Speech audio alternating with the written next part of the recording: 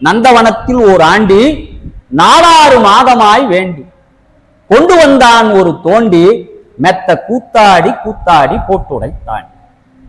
இந்த பாடலினுடைய நேரடி பொருள் என்னன்னா, ஒரு மனிதன் ஒரு நந்தவனத்துக்கு போறான்.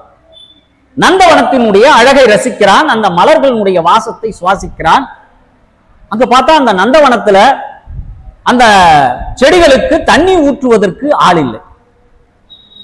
நமக்கு இவ்வளவு குளிர்ச்சியை தரக்கூடிய இந்த நந்தவனத்துல இதுக்கு யாரும் தண்ணி ஊத்துறதுக்கு ஆள் இல்லையேன்னு சொல்லிட்டு அவன் ஆண்டி, நந்தவனத்திலே ஒரு ஆண்டி, அவன் என்ன பண்றான், ஒரு குயவங்கிட்ட போய் ஒரு மண் சட்டி வேணும்னு கேட்கிறான். மண் சட்டி வேணும்னு கேட்கிறான். எதுக்குன்னா, அந்த மண் சட்டியில நீரை முகர்ந்து கொண்டு வந்து இந்த செடிகளுக்கு ஊட்டணும்னு கேட்கிறான். அவன் போய் சட்டியை கேட்கிறான், என்னப்பா விலைன்னு. அவன் 8 அணான்றான். அந்த 8 அணா கொடுக்கக்கூடிய அளவிற்கு அவனிடம் வசதி கிடையாது. இப்படி அவன் தொடர்ச்சியா போய் கேட்கிறான், அங்க தண்ணி ஊத்துறதுக்கு ஒரு தோண்டி கொடுப்பா, குடத்தை கொடுப்பா அப்படின்னு கேட்கிறான். அப்படி கேட்டுட்டு இருக்கும் போது இவனும் 10 மாசம் அலையிறான்.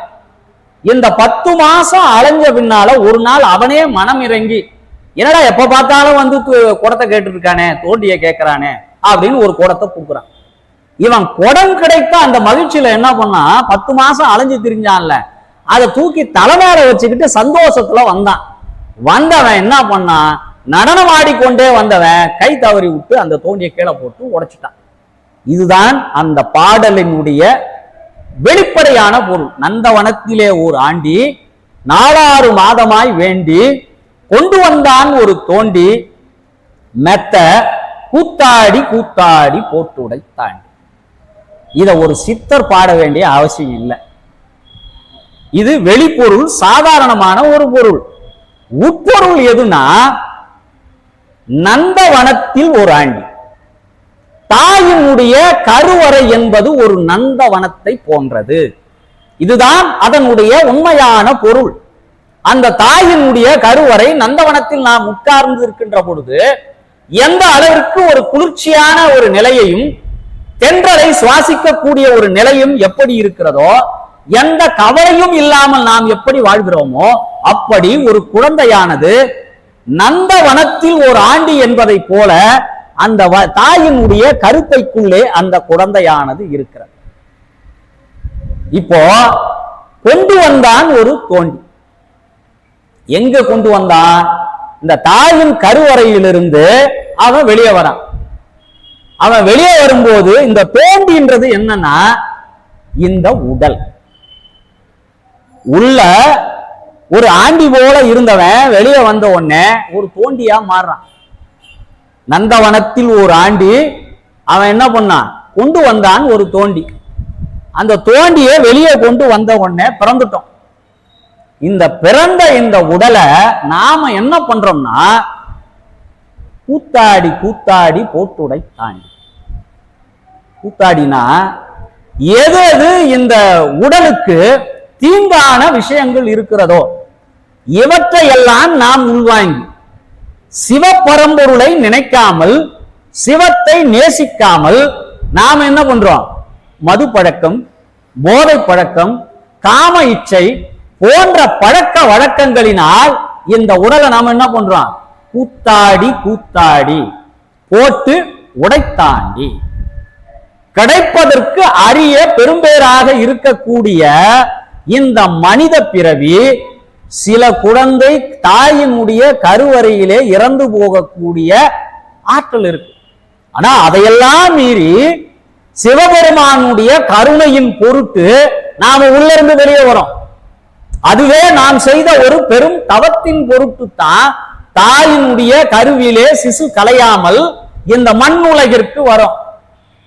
இவ்வளவு பெரிய தத்துவத்தை ஒரு பாட்டுல ஒரு சாதாரண வரிகள் மூலமாக நமக்கு கொடுக்கிறார். சரி, வந்துட்டுமே, வந்து என்ன பண்றோம், இந்த வாழ்க்கையை சரிவரையா வாழாம முறை தவறி வாழ்ந்து இந்த வாழ்க்கையை நாம் என்ன பண்றோம், தொலைக்கிறோம். கூத்தாடி கூத்தாடி போட்டு உடைச்சிட்டோம் வாழ்க்கை. அப்படி உடைக்காமல் வாழணும்.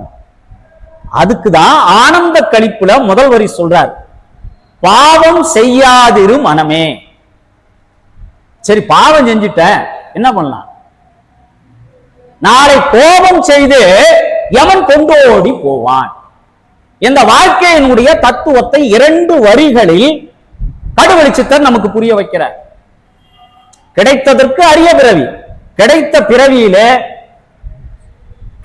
பிறவியிலே நாம் யாருக்கும் எந்த தீங்கும் செய்யாமல் இந்த உலகியல் வாழ்க்கையை நடத்தணும். நடத்தாம மீண்டும் மீண்டும் பிறப்பதற்குரிய வழியை நாம உருவாக்கி கொள்ளக்கூடாது. அதுதான் ஆனந்த கழிப்பிலே முதல் வரியாக இருக்கக்கூடியது. பாவம் செய்யாதிரு மனமே, நாளை கோபம் செய்தே யமன் கொண்டோடி போவான். மற்றவர்களை எல்லாம், பாவம் செய்யாதவர்களை எல்லாம் சாதாரணமா கொண்டு போயிடுவான். ஆனா எவன் ஒருவன் பாவம் செய்கிறானோ அவனை என்ன பண்ணுவானா, கோபத்தோடுவே வருவானா யமன். கொஞ்ச நேரம் கூட அவன் உயிரை வச்சிருக்க மாட்டான். இவ்வளவு படுபாதக செயலை செய்த நீ இந்த பூமியிலே இம்மி நேரம் கூட இருக்கக்கூடாது என்று கோபம் செய்து கொண்டோடி போய்விடுவான். யார்னா யமன். நீரில் குமிழி போல் காயம். இந்த உடல் ஒரு நீர்ல ஒரு நீர்க்குமிழி வரும். அந்த நீர்க்குமிழி போன்றதுதான் இந்த வாழ்க்கையை. இதுல போய் நீ இந்த நீரில் குமிழி போன்ற காயம் இருக்கின்ற இந்த உடலை வைத்துக் கொண்டு பக்கத்து வீட்டுக்காரனுடைய அரடி நிலத்துக்கு போராடுறியே. நாம எல்லாம் நினைச்சிட்டு இருக்கோம், சப் ரிஜிஸ்டர் ஆபீஸ்ல நாம நிலத்தை பதிவு பண்ணி வச்சுக்கிறோம். இந்த நிலம் நமக்கு சொந்தம், இன்று உனக்கு சொந்தம், நேற்று யாருக்கு சொந்தம்? சரி, கடைசி வரையில் நீயே அனுபவிப்பாயா? இல்ல, நாளைக்கு வேறொருக்கு சேரும். ஆனா யாருக்கு இது முழுமையான சொந்தம்னா இந்த உலகை படைத்த இறைவன் தான் முதல் ரிஜிஸ்டர் ஆபீசர். இன்னைக்கு நம்ம சொல்றோமே 100 ஏக்கர் நிலம் இருக்கு, 1000 வேலி நிலம் இருக்கு, இவையெல்லாம் ஒரு போலி. சித்தர்களுடைய சிந்தனையை நீங்க உள்வாங்கிட்டீங்கன்னா எவர் ஒருவருக்கும் துன்பம் இழைக்கின்ற எண்ணம் மனதிற்குள்ளே வராது. காரணம், உன் சிந்தைக்குள் சிவம் வந்து விட்டது. சிவத்தினுடைய அடிப்படையே என்ன? உயிர் இரக்கமே. வள்ளலார் சொல்வதை போல அடுத்த உயிர்களினுடைய துன்பத்தை தன்னுடைய துன்பமாக எவன் கருதுகிறானோ அவன் சிவன் அடிமை மாத்திரம் கிடையாது, அவன் சிவனுடைய பிரதிநிதி. ஒரு நாய் ஒரு சாலையிலே அடிபட்டு கிடக்கிறது என்றால் உடனடியாக அதை ஒரு மருத்துவ சாலை கொண்டு போய் சேர்ப்பது. ஒருவர் ஒரு வாகன விபத்திலே விழுந்து கிடக்கிறார் என்றால் உடனடியாக அவருக்கு மருத்துவ வசதிகள் செய்வது. அந்த இடத்தில் தான் சிவமாக நீங்கள் மாறுகிறீர்கள். சிவனிடம் எப்படி நாம் கருணையை எதிர்பார்க்கிறோமோ அப்படி அந்த கருணையானது நம்முடைய உள்ளத்திலிருந்து எழ வேண்டும். அப்படி உள்ளத்திலிருந்து எழுந்தால்தான் நீ சிவத்தினுடைய தன்மையை நோக்கி செல்கிறாய் என்று பொருள். உயிர் இரக்கமே. நம்மள உலகத்துல இறைவன் படைத்ததனுடைய அடிப்படை நோக்கம் ஒரு மனிதன் இன்னொரு மனிதனுக்கு உதவி செய்யணும். ஒருவனுடைய துன்பத்தை தன்னுடைய துன்பமாக கருதி கொள்ள வேண்டும். அந்த எண்ணம் வருகின்ற பொழுதுதான் இயல்பாகவே சிவம் உன் சிந்தைக்குள் வந்து உட்கார்ந்து, அதற்கு பிறகு உன் மனதிலே எந்த தீய எண்ணங்களும் ஏற்படாது. அதை திருமூலர் கூட சொல்வார், ஒடுங்கி நிலை பெற்ற உத்தமர் உள்.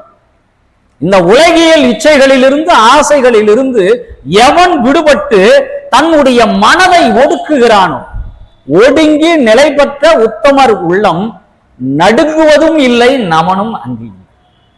அவன் எவனை கண்டும் பயப்பட தேவையில்லை. எவன் பக்கத்தில் வந்தால் கூட அவன் மீது தோல் மீது கை போடுகின்ற அளவிற்கு சிவம் அவனுக்கு உரிமையை தருவார். ஒடுங்கி நிலை பெற்ற உத்தமர் உள்ளம் நடுங்குவதும் இல்லை, நமனும் அங்கு இல்லை, இடும்பலும் இல்லை, ராப்பகலும் இல்லை. சிவம் என்ன செய்யும்னா தன்னுடைய அடியார்களுக்கு ஒரு துன்பமும் நேராத அளவுக்கு பார்த்துக் கொள்வான். அவனுக்கு ராத்திரியும் ஒண்ணுதான், பகலும் ஒண்ணுதான். இடும்பையும் இல்லை, ராப்பகல் இல்லை, படும் பயன் இல்லை, பற்று விட்டோர்க்கே. எவன் ஒருவன் இந்த உலகியல் பற்றுகளிலிருந்து விடுபடுகிறானோ, இந்த உலகியல் இச்சைகளிலிருந்து விடுபடுகிறானோ, அவனுக்கு என்ன இல்லைன்னா எதை பற்றிய கவலையும் ஒரு நாளும் அவனுக்கு கிடையாது. அப்படிப்பட்ட ஒரு சிந்தனை எண்ணம் தான் சிவத்தை நோக்கி செல்பவர்களுக்கு கிடைக்கும். இந்த நிலையை பெற்றவர் யார் என்றால் கடுவெளி சித்தர் இந்த நிலையை பெற்றார். இதற்கு இடையில ஒரு செய்திக்குள்ள வரும். ஒரு தந்தை மரணப்படுக்கையில் இருக்கார். மரணப்படுக்கையில் இருக்கின்ற பொழுது தன் மகனை அழைக்கிறார். மகனே, எனக்கு மரணம் நெருங்கி கொண்டு இருக்கிறது. எந்த நேரத்திலும் நான் உன்னை விட்டு விடைபெற்று செல்வேன். ஆனாலும் விடைபெற்று செல்வதற்கு முன்னால் நான் கற்ற இந்த உலகியல் அனுபவத்தை உனக்கு சொல்லிவிட்டு செல்லணும். அதை நான் செய்தியாக சொன்னால் உனக்கு அனுபவம் போதாது. நீ இதை ஒரு செயல்பாட்டில் இருந்து பார்த்தாயானால் உனக்கு இந்த அனுபவம் விளங்கும் அப்படின்னு சொல்லிட்டு என்ன பண்ணார்னா, தன்னுடைய கையில் கட்டியிருந்த ஒரு கை கடிகாரத்தை கழட்டி தன் மகனிடம் கொடுத்தார். கொடுத்து, மகனே, நீ இந்த கை கடிகாரத்தினுடைய மதிப்பு என்ன என்பதை விசாரித்து விட்டு வா. இங்க போன அவர் சொல்லல, நான் கொடுக்கின்ற இந்த கை கடிகாரத்தினுடைய மதிப்பு என்னன்னு போய் வெளியில விசாரிச்சுட்டு வான்னு அனுப்புற. இப்ப இவன் என்ன பண்றான், அந்த கை கடிகாரத்தை எடுத்துக்கிட்டு முதல்ல எங்க போறான்னா பழைய பொருட்களை வாங்குற காயலாங்கடை இருக்கு பாருங்க, அங்க போறான். காயலாங்கடைக்கு போன உடனே அவனுடைய பழக்கம் என்னன்னா எடை போட்டு பாக்குற பழக்கம். இந்த வாட்சை அவன் கையில கொடுக்குறான், கை கடிகாரத்தை அவன் எடை போட்டு பாக்குறான். பார்த்துட்டு இது ஒரு பழைய மாடல் கடிகாரமா இருக்குது, இதனுடைய மதிப்பு என்பது 100 ரூபாய் தான் பெறும் அப்படின்னு சொன்ன உடனே சரி கொடுங்கன்னு சொல்லிட்டு வாட்சை வாங்கிட்டான். இப்போ முதல் இடத்துக்கு போனா அதனுடைய மதிப்பு என்பது 100 ரூபாய். அடுத்து ரெண்டாவது என்ன பண்ணா யோசிச்சான், எங்கடா போலான்னு. சரி கை கடிகாரங்கள் விற்கிறாங்கல்ல அந்த கடைக்கு போவோம். அவன் என்ன சொல்றான் பார்க்கலான்னு அந்த கை கடிகாரம் விற்கிற கடைக்கு போறான். அங்கு கொண்டு போய் இந்த கை கடிகாரத்தை கொடுக்குறான். அதை அவன் பார்க்கிறான், இது லண்டன் மேக்குப்பா, இது வெளிநாட்டு கடிகாரம், இது கிடைப்பதற்கு ஒரு அரிய கடிகாரம் தான். இருந்தாலும் இதனுடைய மதிப்பு இன்றைக்கு இன்னைக்கு உயர்ந்தபட்ச தொழில்நுட்பம்லாம் பெருகி போச்சு. அதனால இதனுடைய கடிகாரத்தினுடைய மதிப்பு என்பது வெறும் 1000 ரூபாய் தான். அப்படின்னா காசை கொடுக்குறேன், வாட்சை கொடுக்குறேன். இல்லைங்கய்யா, இது விற்கிறதுக்கு இல்லை, இதனுடைய மதிப்பு தெரிஞ்சுக்கலான்னு வந்தேன். அடுத்து என்ன பண்றான், அவங்ககிட்ட இருந்து அந்த கடிகாரத்தை வாங்கிட்டு இந்த பழைய பொருட்களை எல்லாம் திரட்டி வைக்கிறக்கூடிய சில நபர்கள் இருப்பார்கள். இந்த ஸ்டாம்புங்களை சேகரிக்கிறவங்க, கலைநயம் மிக்க பழைய சிலைகளை சேகரிப்பவர்கள், இப்படி பழைய ஆவணங்களை யார் பாதுகாத்து வைக்கிறார்களோ அவர்களிடம் போய் கேட்கலான்னு போய் அவங்க கிட்ட போய் கேட்கிறான். அவன் பார்த்தான், இது ஒரு பழைய கடிகாரம், இது கிடைப்பதற்குரிய ஒரு ரொம்ப கடினமான ஒரு கடிகாரம், இதுக்கு என்னுடைய மதிப்பு, எங்கள் ஆவண காப்பகத்தினுடைய மதிப்பு 10,000 ரூபாய், கொடுத்தினா கொடுத்துறம்பா அப்படின்னு சொல்ற. இல்லைங்கய்யா, இது விற்பதற்கல்ல, இதனுடைய மதிப்பு என்ன என்பதை நான் தெரிந்து கொள்ளணும். இப்போ அதை வாங்கிட்டான். வாங்கிட்டு அடுத்து என்ன பண்ணா, ஒரு பொற்கொள்ளரிடம் போறான். அங்க இடையில என்ன இவனுக்கு ஒரு சந்தேகம்னா, அது தங்க நிறத்துல இருக்கு வாட்சி, ஒருவேளை தங்கமா இருக்குமோ. ஒரு பொற்கொள்ளரிடம் போனோம்னா, ஐயா பிரபாகர் மாதிரி ஆளுகிட்ட கொண்டு போய் இது என்னன்றதை கொஞ்சம் விசாரிச்சு சொல்லுங்க அப்படின்னு உடனே கொண்டு போய் கொடுக்குறான். அதை வாங்கி பார்க்கிறார் ஒரு பொற்கொள்ளர். வாங்கி பார்த்த உடனே முதல்ல அவங்களுடைய எண்ணம் என்ன, உரசி பார்க்கணும். ஒரு பொற்கொள்ளருடைய வேலையை முதல்ல உரசி பார்க்க. அவர் என்ன பண்றாரு, அந்த வாட்சி பட்டைய உரசி பார்க்கிறார். உரசி பார்த்தா அது தங்கம் என்பது குறிப்படுகிறது. அடுத்து என்ன பண்றாரு, அந்த மேல இருக்கிற அந்த கண்ணாடி கேப்பை கழட்டி பார்க்கிறார். உள்ள வரிசையாக வைரங்கள் பதிக்கப்பட்டிருக்கு. இது மற்றவர்களுக்கு கண்ணாடி போல தெரிஞ்சிருக்கு, ஆனா ஒரு நகை மதிப்பீட்டாளருக்கு அது என்னன்னு தெரியும். அதை பார்க்கிறார். உள்ள பாத்தீங்கன்னா வைரக்கற்கள் பதித்திருக்கு. அந்த 2 முள் இருக்குல்ல, அந்த 2 முள்ளும் தங்கத்தால் செய்யப்பட்டிருக்கு. சரி வேற என்னடா இதுக்குள்ள இருக்குன்னு சொல்லிட்டு அவர் அதை கழட்டி உள்ள பார்த்தா உள்ள இருக்கக்கூடிய அத்தனை ஸ்பேர் பார்ட்ஸும் தங்கத்தால் செய்யப்பட்டு. இப்போ அவர் என்ன பண்றாரு, மறுபடியும் பழையபடியே அதை செஞ்சு அவன் கையில கொடுத்து, இதனுடைய மதிப்பு என்பது பல லட்சங்கள் பெறும்பா, அவ்வளவு அளவிற்கு இதற்குள்ள பொருட்கள் இருக்கிறதுன்னு சொல்றான். முதல்ல சொன்னவன் 100 ரூபாய், இரண்டாவது சொன்னவன் 1000 ரூபாய், மூன்றாவது சொன்னவன் 10,000 ரூபாய், நான்காவது சொன்னவன் பல லட்சம் ரூபாய் உள்ளது அப்படின்னா. இப்ப இந்த கடிகாரத்தை கொண்டு போய் தன் தந்தையிடம் கொடுக்கிறான். கொடுத்த உடனே தந்தை கேட்கிறார், என்னப்பா இதனுடைய மதிப்பு எல்லாம் விசாரித்து விட்டு வந்து விட்டாயா? ஆமாம் தந்தையே, எல்லாம் விசாரிச்சுட்டான். சரி, என்ன நடந்தது அதெல்லாம் சொல்லு. இப்ப அவன் மறுபடியும் அவன் சொல்றான், முதல்ல ஒரு பழைய இரும்பு கடைக்காரங்கிட்ட போனேன், அவன் 100 ரூபாய் சொன்னான். கை கடிகாரம் விற்கிற கடைக்கிட்ட போனேன், 1000 ரூபாய் சொன்னான். ஆவண காப்பகத்துக்கிட்ட போனேன், 10,000 ரூபாய் சொன்னான். ஆனால் ஒரு நகை மதிப்பீட்டாளரிடம் போய் பார்த்தேன், இது பல லட்சங்கள் பெறும் என்றார். அவ்வளவுதான் மகனே அனுபவம் என்பது. இப்ப அவரு அதை விரிவா சொல்றார். நீ உயர்ந்தவனாக இருந்தாலும், மதிப்பு உள்ளவனாக உன் மனது சொன்னாலும், நீ இருக்கின்ற இடத்தை பொறுத்துதான் உன்னுடைய மதிப்பு என்பது கொடுக்கப்படும். சாதாரண கீழ்மைத்தனம் உள்ள ஒரு மனிதர்களிடம் போய் உயர்ந்த எண்ணம் உள்ளவன் இருந்தால் அவனுக்கு அங்கு உயர்வு இருக்குமா? அவன் அந்த இனத்தோடு தான் பேசப்படுவான். இது முதல் அனுபவம். இரண்டாவது, அதற்கடுத்து ஒரு உயர்ந்த இடத்திலே போய் பழகுகின்ற பொழுதுதான் உன்னுடைய உயர்வானது கிடைக்கும். ஆனால் கடைசியாக ஒருவர் சொன்னார், இந்த கடிகாரத்தினுடைய விலை என்பது பல லட்சம் உள்ள மதிப்பு உடையது. ஆக உன்னுடைய மதிப்பு என்பது எப்பொழுது வெளிப்படும் என்றால், உயர்ந்த சிந்தனைகளும் உயர்ந்த எண்ணங்களும் உடைய மனிதர்களிடம் நீ பழகுகின்ற பொழுதுதான் உன்னுடைய உண்மையான மதிப்பு என்பது வெளிப்படும்.